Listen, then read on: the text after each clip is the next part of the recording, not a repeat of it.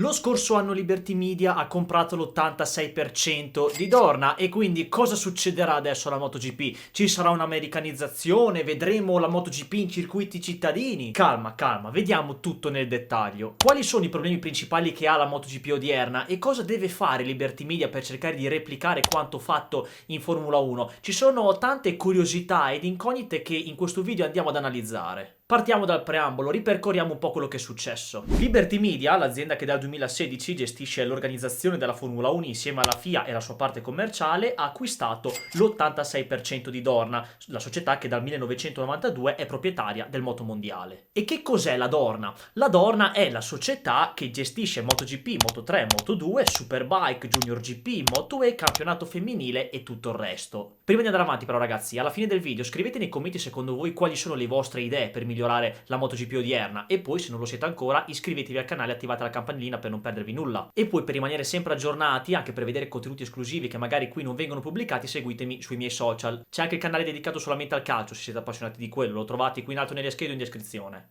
Tornando alla Dorna, l'organigramma dell'azienda spagnola al momento dell'acquisizione era così fatto. Il socio di maggioranza principale era la società lussemburghese Global Racing LX2, che possedeva il 78,7%. Questa società al suo interno aveva Bridgepoint e il Canada Pension Plan Investment. La prima possedeva il 40% e la seconda il 38%. In parole povere, i principali due investitori erano Bridgepoint e il Canada Pension Plan Investment, che avevano la maggioranza delle azioni. Può creare un po' confusione il fatto che queste due società sono all'interno di un'unica società, ma per semplificare le cose diciamo che Dorna, prima che venisse acquisita da Liberty Media, era posseduta da Bridgepoint con il 40% e con il 38% il Canada Pension Plan Investment, tutta quella roba lì. Mentre il restante 21,3% era detenuto da altre società, tra cui la famiglia Ezpeleta, ma nessuna quota fra queste società superava il 10%. Quindi per semplificarla tutta al massimo, per fare appunto il 100%, possiamo dire che Dorna, prima dell'acquisizione di Liberty Media, era posseduta da Bridgepoint con il 40%, dal Canada Pension Plan Investment con il 39% e il restante 21% lo detenevano altre società e in queste società vi era appunto anche la famiglia Ezpeleta. E qui già mettiamo un tassello, perché Liberty Media non ha comprato la MotoGP, no, Liberty Media ha comprato la Dorna. O meglio, la maggioranza delle azioni, perché non ha il 100%, ma comunque con l'86% esercita un potere di controllo e di influenza. Quindi Liberty Media non gestirà solamente la MotoGP, ma anche tutto il resto che Dorna organizza, tutto quello che abbiamo detto inizio video. Mentre il restante 14% rimane in mano al management della MotoGP, secondo me è una cosa molto importante, fra cui anche il fatto che Carmelo Ezpeleta, come sappiamo, rimarrà nel ruolo di amministratore delegato. Perché è importante? Perché in questa fase delicata non c'è bisogno nella MotoGP di fare una rivoluzione. Non si possono mettere persone nuove e licenziare quelle vecchie, perché serve gente che sappia di questo settore, che appunto sono persone storiche che hanno l'esperienza nel gestire questo sport per far poi capire ai nuovi come funziona il tutto. Poi nel giro di 2-3 anni, se magari le cose vanno bene, si può decidere di cambiare qualcosa nelle gerarchie, ma per ora meglio così. Si arriva quindi al 1 aprile del 2024, quando è stato annunciato ufficialmente che Liberty Media ha comprato l'86% di Dorna per un totale di 4,2 miliardi di euro. Attenzione però, non c'è l'ufficialità, non c'è l'ok, la ratifica non è ancora avvenuta, perché bisogna aspettare che tutto venga approvato dall'Unione Europea. Già, perché comunque, dato che siamo nell'Unione Europea, per cercare di ratificare questi passaggi fra proprietà bisogna passare sotto il controllo dell'Unione Europea, o meglio, in questo caso sotto l'antitrust, quell'ente che regola appunto la concorrenza nel mercato, che gestisce, che forma le regole per far sì che ci sia una giusta concorrenza nel mercato fra le varie aziende. Siamo ormai vicini a un anno dall'annuncio e l'UE non ha ancora dato l'approvazione perché vuole vederci chiaro. Infatti è stata aperta un'indagine molto tempo fa, per chi segue comunque la vicenda, proprio sul fatto perché Liberty Media, già possedendo la Formula 1, l'antitrust o comunque l'Unione Europea vuole vederci chiaro su questa situazione per far sì che Liberty Media, già possedendo la Formula 1, andando a prendersi anche comunque la MotoGP ma tutto il resto, l'Unione Europea vuole vederci chiaro proprio per far sì che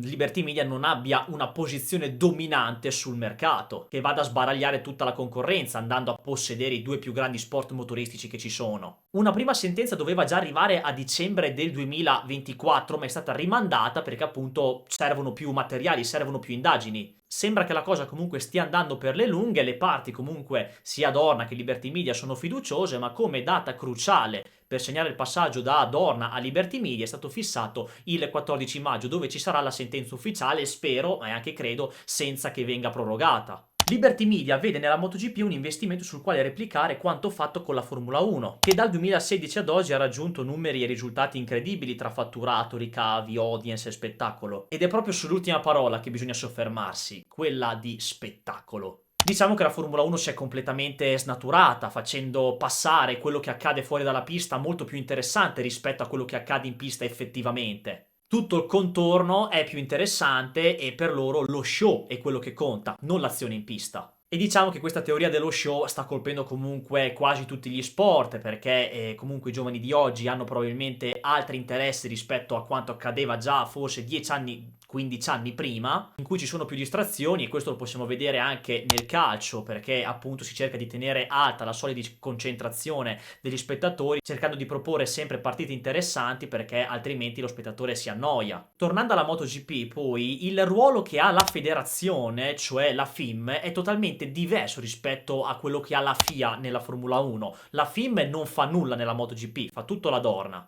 In MotoGP c'è la MSMA che rappresenta gli interessi dei costruttori, in Formula 1 non c'è questo sindacato, in Formula 1 non c'è l'IRTA invece, che in MotoGP tutela gli interessi dei team e quindi ci sono parecchie differenze. Ma quindi, quali sono i problemi che ha la MotoGP di oggi? Cosa deve fare Liberty Media per rilanciare questo sport? Prima fatemi sapere la vostra nei commenti, come vi ho detto a inizio video, perché possiamo aprire molti temi. Per me i problemi principali sono eccessiva aerodinamica, gomme che creano vari disagi, per me le sprint race, track limits e penalità senza senso, anche se sul discorso delle penalità diciamo hanno messo un po' la testa a posto dopo tutte le stronzate che abbiamo visto fare diciamo da quando è iniziato il Covid, forse dal 2021 ad oggi, perché hanno dato delle penalità veramente di tutti i colori, ad esempio quel drop position di Bagnaia a Jerez io non me lo scordo, tanto per fare un esempio, ma ce ne sono a bizzeffe. E poi una notizia positiva, con tutto il rispetto, è che se ne sia andato Freddy Spencer, proprio perché come capo della direzione gara, capo degli stewards,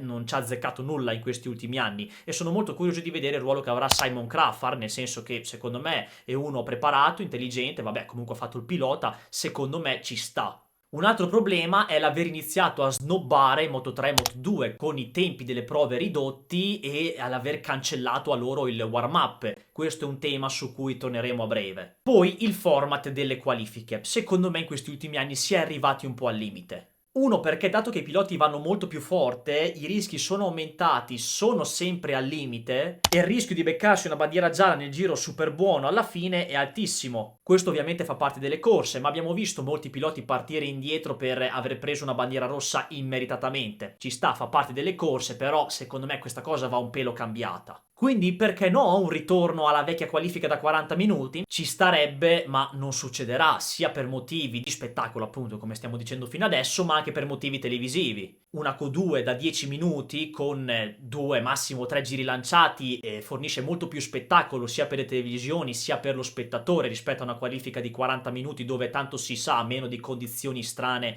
che il time attack arriva verso la fine, verso gli ultimi 20-10 minuti. Basta che non mi vengano a dire che sia una cosa fatta per la sicurezza, perché le pre-qualifiche del venerdì sono a tutti gli effetti una qualifica, durano un'ora invece dei classici 40 che c'era fino a poco tempo fa quando hanno introdotto Q1 e Q2, e che non mi vengono a dire che fanno Q1 e Q2 per avere meno piloti in pista, perché la pre-qualifica è a tutti gli effetti una qualifica, quindi che non me la vengano a contare. Due, ed è una cosa che è circolata molto sui social, ma anche comunque fra gli esperti nel paddock, è una cosa che c'è, ha senso fare la stessa griglia di partenza per sprint e gara? Perché, seguendo l'esempio della bandiera gialla, ma già mettiamo una caduta, ma la caduta comunque ci sta, è una cosa che fa parte delle corse, mentre la bandiera gialla è una cosa che si può sistemare, si rischia di partire indietro e compromettere sia la gara della sprint che la gara domenicale. La soluzione per me c'è ed è quella di togliere le sprint. Chi mi segue sui social da un po' di tempo sa benissimo che io ho fondato il partito No Sprint, completamente anti-sprint per vari motivi. Sono totalmente inutili, non hanno senso, sono lì solamente per lo spettacolo, cosa che non c'entra nulla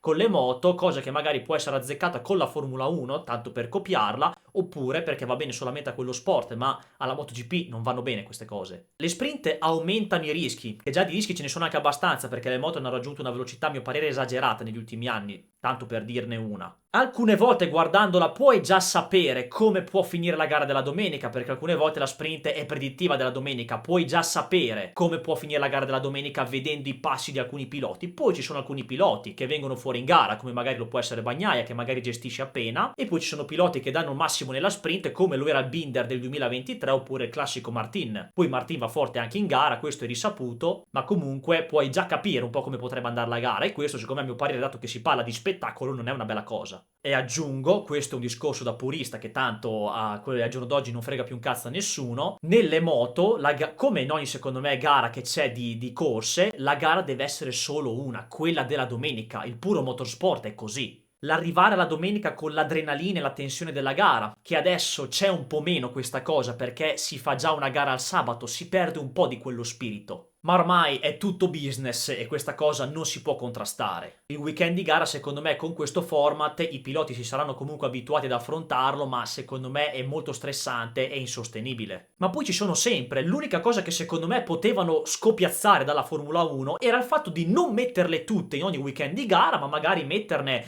ogni tanto, tipo 5 o 6 a Gran Premio. Dorna invece no, nel 2023 le ha volute mettere di punto in bianco, le hanno annunciate sicuramente molto prima, ma comunque le hanno messe di punto in bianco senza fare dei test, e il risultato si è visto subito perché a malapena, con tutti i problemi che ci sono stati fra infortuni e altro, arrivavano in 12 o 13 a fare la gara, o comunque non si è mai completata la griglia di partenza con tutti i piloti effettivi, c'era sempre qualcuno a sostituire. Poi con il passare del tempo, come ho detto prima, i piloti si sono abituati a questo weekend di gara, si vede che nelle sprint magari c'è chi rischia meno, c'è chi decide di non rischiare più di tanto per prendersi un punto in più e quindi si sta più calmi. Poi magari ci sono delle escalation, come magari è successo a Jerez 2024, però da quel lato lì i piloti si sono un po' messi a posto e non sono tutti all'arrembaggio. Tornando sul discorso della qualifica, sul fatto che compromettendo la qualifica si può magari compromettere sia la sprint che la gara, dato che le sprint le terranno, perché il mio discorso sì magari non fa una piega, comunque c'è chi sarà d'accordo, ma non cambieranno mai questa cosa, dato che comunque le sprint le terranno, come si può modificare questa cosa? Dovresti fare effettivamente come si fa in Formula 1, che fanno 2 qualifiche a parte, che anche lì magari verrebbe tutto di più un bordello, ma la soluzione per me c'è, è togliere le sprint, vabbè, scherzi a parte, e secondo me cercando di cambiare il format, una qualifica della sprint e una qualifica della gara normale è la soluzione più scontata, dato che si vuole ottenere le sprint. E infine l'ultimo punto secondo me è quello di scoppiazzare la Formula 1 con parate, sigle, cazzi e mazzi che secondo me sì, va bene, ci possono stare, ma con le moto secondo me queste cose non calzano molto a pennello, con il mondo delle macchine già lo è di più. Poi è chiaro, la sigla ci sta a averla e devo dire che comunque con il passare del tempo mi sono abituato a vederla. All'inizio sì, sembrava proprio una scoppiazzatura la Formula 1, sia per il modo in cui erano presentati i piloti, eccetera, poi soprattutto con la musica. Poi devo dire che con il passare del tempo mi piace di più quella rispetto a quella della Formula 1. Però il punto è proprio quello di inizio, cioè si fanno le cose perché c'è qualcuno che l'ha già fatto prima. Cioè, bisogna cercare di essere un po' più unici, ecco. La Rider Parade, quella parata lì sicuramente a me non piace e non ha completamente senso. Io quella lì la caverei proprio. Sono tutte cose quelle lì, quelle che cercano un po' di scoppiazzare, che vogliono implementare, che con le moto, come stavo dicendo, non cazzano a pennello. Sono cose che vanno meglio per le macchine, perché le macchine sono un ambiente da ricchi, un ambiente glamour, appunto chic, mentre invece le moto sono un ambiente più grezzo, più giù alla buona, da pane e salame. È una distinzione storica che c'è sempre stata, poi a me, per questioni di gusti, di passioni, piace di più la MotoGP, a me la Formula 1 non piace. Ma secondo me tutte queste cazzate che hanno voluto mettere sia scoppiazzando la Formula 1 che non, che con le moto non c'entrano nulla, secondo me stanno sbagliando la cosa principale, la cosa più importante, che è la comunicazione, soprattutto via social. Hanno cercato di fare un cambiamento di grafiche, facendo fare giochi ai piloti, proprio come si vede ad esempio sul canale della Formula 1. Ma è prodotto male, cioè almeno fino al 2024 intendo. Perché adesso hanno cambiato logo, hanno cambiato un po' l'impostazione social, che comunque rimane molto simile alla Formula 1. E aggiungo questa, che sembra una stronzata, proprio parlando di comunicazione a livello social. E guardate la differenza di meme, sì, sto parlando di meme che c'è fra la Formula 1 e la MotoGP. Nella Formula 1 ce ne sono a bizzeffe, ci sono tantissimi meme su cui comunque si possono aprire dei temi o comunque si può fare ironia e se ne parla. Nella MotoGP di meme non ce ne sono, poi in Italia abbiamo quelle 2 o 3 pagine, saluti ragazzi di TrollGP intanto, che fanno meme sulla MotoGP, e che da un lato ci sta anche perché meno si è a parlare parlare di una cosa, più c'è gente che guarda quello. Invece se si è in tanti, se una cosa diventa più satura, come è diventata la Formula 1 appunto, è un po' più difficile fare le cose. Ma questo qui è una cosa che riguarda di più i creator, e parleremo tra poco anche di questo. Però per farvi capire che comunque l'audience che ha la Formula 1 già con i meme è superiore rispetto alla MotoGP. E appunto per noi creator prendere delle immagini da Dorna sembra che si stia ammazzando qualcuno. C'è una politica molto restrittiva, proprio anche andando fisicamente nel paddock, come ho potuto vivere a Mugello oppure a Misano. E mi ha fatto capire che a livello social, di comunicazione e poi soprattutto per i creator ci sono molte limitazioni. Certo ragazzi, l'addio di Valentino ha influito, si sapeva che ci sarebbe stato un tracollo, che una grande fetta di appassionati se ne sarebbe andata. E infatti alla MotoGP manca il personaggio, manca la figura di spicco, però i piloti ci sono, le grandi personalità ci possono essere, secondo me vanno sviscerate, vanno portate fuori se proprio vogliamo parlare di spettacolo, e in questo caso gli americani sono molto bravi a far questo. C'è la rappresentazione del fatto, no, di quello che ha fatto Liberty Media con la Formula 1, cioè la rappresentazione di questi piloti che sembrano degli eroi. Con le moto poi secondo me calzi di più a pennello, perché si sta parlando di gente che guida su due ruote a 300 e passa chilometri orari, c'è ancora di più una possibilità di creare sopra dei personaggi. La MotoGP è un prodotto che ha delle potenzialità incredibili e giustamente Liberty Media vede un investimento su cui può replicare quanto fatto in Formula 1. Io sto facendo le mie critiche, ma comunque io sono fiducioso su quello che Liberty Media può fare, facendolo con le giuste cautele e con le giuste mosse. Quindi non replicando quanto fatto in Formula 1, ma cercando di adattare novità e cose interessanti che vanno bene a questo mondo. E l'aver rimesso Marquez competitivo, cioè averlo messo in cima una Ducati, perché comunque anche Dorna avrà avuto il suo ruolo nel mettere Marquez su una Ducati, perché gli dà molta più di visibilità, e poi perché Marquez comunque attualmente, per quanto mi possa stare antipatico, complessivamente è il pilota più forte della griglia. Poi attualmente non lo è, perché comunque Bagnaia ha il suo perché, però sicuramente avere Marquez in Ducati c'è sicuramente più brio al campionato. Secondo me gli americani devono solamente riguardare a modo il sistema della comunicazione. Per il resto non devono fare nient'altro che riguardi la pista. Magari sì, piacerebbe sicuramente vedere meno aerodinamica, meno cazzate di quelle che ho detto prima, ma comunque vedremo molto di più anche con il nuovo regolamento che ci sarà nel 2027. E appunto sulla comunicazione mi piacerebbe molto vedere queste cose, probabilmente uniche come vediamo in Formula 1. Cioè tutte quelle app o siti interattivi che ti permettono di vedere ogni onboard, di vedere ogni dettaglio, una sorta di quello che fa Sky con il tasto verde, insomma. Poi ho visto a breve, non l'ho visto benissimo, ma comunque stanno rinnovando anche il video pass, il timing pass che appunto fa la MotoGP. Io non l'ho mai pagato, magari quest'anno lo farò, però sembra essere una cosa magari nuova, interessante. Oppure magari vedere miglioramenti con i videogiochi, fare qualcosa di più. Sono tante cose che con la Formula 1 funzionano. Io spero solo in una cosa: che il contorno, cioè tutto quello che sta attorno, cioè quello che sta fuori dalla pista, non oscuri e non diventi più interessante della vera azione in pista, come è successo in Formula 1. Lì spacco tutto. E anche che Moto3 e Moto2 non vadano a finire nel dimenticatoio, però ho paura che sia già un po' così. Già a leggere che queste due classi sono due specie di accademie delle categorie propedeutiche che preparano alla MotoGP, che va bene, poi è vero, non mi fa comunque presagire niente di buono. Col passare del tempo Moto3 e Moto2 sono sempre di più diventate delle categorie di passaggio, non ci sono più i puristi della categoria. Certo, qualcuno lo vediamo, magari c'è stato il Fenati di turno, oppure Thomas Liuti o Simone Corsi, ma comunque già questi ultimi due sono quelli che appartengono ad un'altra generazione, come magari lo era Biaggi della 250 e così via. Piloti che comunque rimanevano importanti perché la categoria in sé era importante, e magari c'era chi diventava più importante della categoria stessa oppure di quella superiore, tipo Biaggi che nella 250 vinceva ed era già più importante della 500. In Italia sto parlando, ovviamente. Oggi ai piloti interessa solamente la MotoGP, per Dio,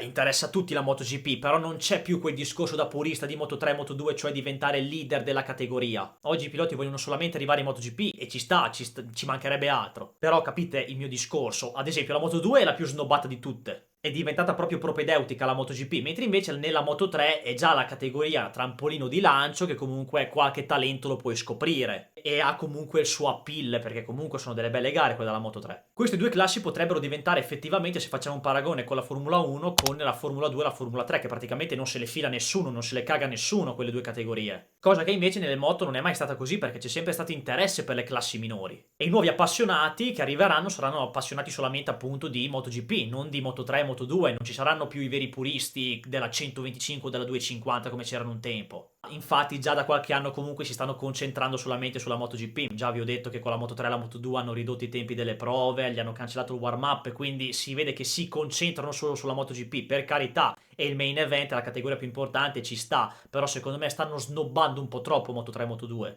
Ma Liberty Media non potrà fare le stesse cose che ha fatto con la Formula 1, perché auto e moto sono due sport totalmente diversi. Ma comunque non spaventatevi adesso a pensare, oddio, la MotoGP in circuiti cittadini, chissà cosa faranno. No, ma comunque un minimo di cervello ce l'hanno. Giustamente manterranno come mercato importante quello dell'Asia, e te credo, perché comunque ci sono Honda e Yamaha, non è che adesso ci sarà una completa rivoluzione. Certo, sicuramente vorranno espandersi anche in America, e ci sta il fatto dell'America, perché l'America è una grande fetta di mercato che può portare spettatori, quindi ci sta a espandersi anche in America. Poi storicamente parlando anche la MotoGP ha sempre corso comunque in circuiti asiatici, quindi ovvio che hanno anche loro le buone fette di mercato anche per le case costruttrici che hanno. E sempre storicamente parlando la MotoGP in America ha avuto grandissimi campioni come Reney, Schwanz, Mamola, Kenny Roberts, comunque i veri piloti degli anni 80 e 90. Sicuramente la vedremo un'americanizzazione, ma comunque teniamo conto dei paesi orientali, perché per il business della MotoGP è molto importante. Poi c'è sempre il famoso sogno di Espeleta e Domenicali, cioè della Formula 1,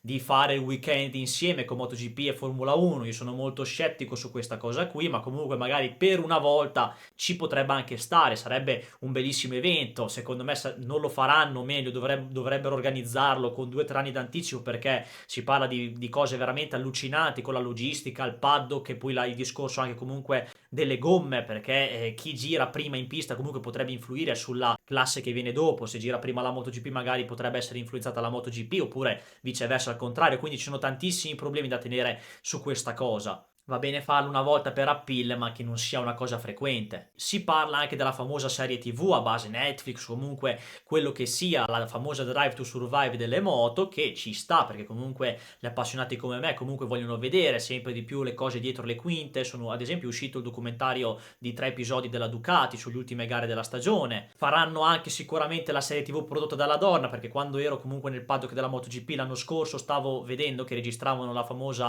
There Can Be Only One, che l'hanno già fatta negli ultimi 2 anni, quindi secondo me uscirà anche qua nel 2025 raccontando la stagione 2024. Basta che comunque questa famosa Drive to Survive delle moto, chi la farà, chi la produrrà, eccetera, perché comunque secondo me arriveranno a farlo oppure faranno un film, basta che comunque se fanno un documentario della stagione non vadano a farla come quella della Formula 1, perché quella lì è la cosa più distorta dalla realtà che ci può essere. Io Drive to Survive l'ho guardata fino al 2022 comunque perché mi piace vedere, come vi ho detto, dei retroscena, vedere cose dietro le quinte, ma anche lì bisogna saper cogliere il vero, perché la maggior parte delle cose sono montate per lo spettacolo. La Donna ci aveva provato a fare la stessa cosa nel 2022 con MotoGP Unlimited, la serie che era andata su Prime Video, che poi l'hanno interrotta a inizio 2023, la seconda stagione praticamente l'hanno interrotta perché non aveva riscosso grande appeal. Però a me comunque come modello piaceva, perché veniva raccontato il weekend di gara in ordine, senza fare come Drive to Survive, che prima andavano in un weekend parlando di uno, poi in un altro episodio arrivavano in un altro e poi dovevano riavvolgere un altro per far capire la situazione.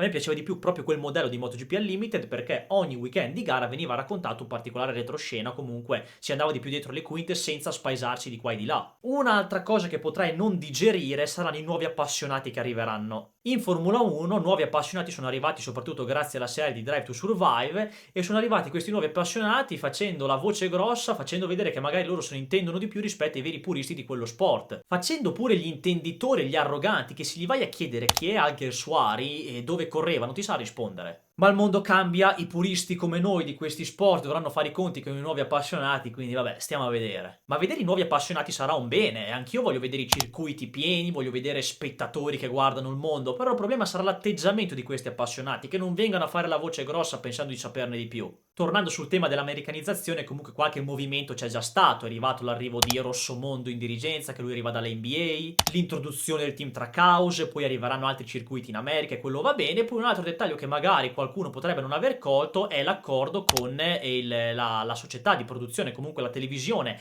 TNT Sports, per i diritti televisivi nel Regno Unito. Poi qualche considerazione: Liberty Media secondo me nel giro di poco magari potrebbe arrivare a vendere la Formula 1, perché comunque secondo me l'investimento è arrivato a su apice. Poi è chiaro, c'è Hamilton in Ferrari, c'è ancora molto da guadagnare, la PIL c'è ancora della Formula 1, poi vedremo la situazione se magari l'Unione Europea dovrà dire no, Liberty Media, tu devi tenere solamente una tra le due cose, poi magari vediamo. E aspettiamo a dare giudizi affrettati, perché, come vi ho detto, io sono fiducioso che sia arrivata Liberty Media, poi ovviamente con le giuste precauzioni, con le giuste scelte che vanno fatte solo per le moto e non fare le stesse cose che hanno fatto con la Formula 1, ma questo lo sanno benissimo, anche grazie comunque a chi ha esperienza nel settore, perché Speletta e compagni non è che sono rimasti a caso, quindi non spaventiamoci a dire oddio sono arrivati gli americani, adesso rovineranno la MotoGP. Certo, le premesse magari con la questione dello spettacolo, di tutto questo contorno che potrebbe essere più interessante dell'azione della pista, a me questo un po' spaventa, speriamo non diventi veramente così. Ma se le gare rimangano gare con le giuste penalità, senza quelle troiate magari anche dei track limits, che vabbè anche quelli rimarranno, ma sui track limits ci sarebbe da fare un discorso a parte, se le gare rimangono così, se ricevono appeal e ci sono spettatori, non è meglio, no? Vedremo i risultati sul lungo periodo, oppure anche per Superbike, Junior GP, vediamo come gestiranno queste cose. Bene ragazzi, fatemi sapere la vostra ovviamente nei commenti, cosa voi vorreste aggiungere alla MotoGP, cosa vorreste togliere, cosa dovrebbe fare Liberty Media per far risollevare questo sport. Iscrivetevi al canale ancora una volta se non l'avete fatto, ricordatevi di seguirmi su tutti i miei social per non perdervi nulla e noi ci vediamo alla prossima. Ciao!